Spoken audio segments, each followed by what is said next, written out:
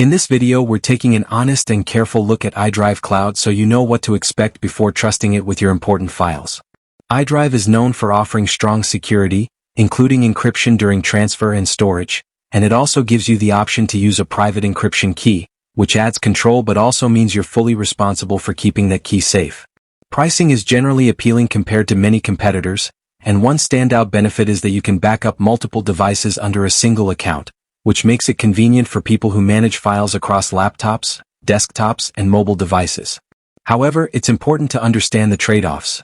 Many users report slow upload speeds, especially during initial backups or when dealing with larger files, and restore times can sometimes feel longer than expected.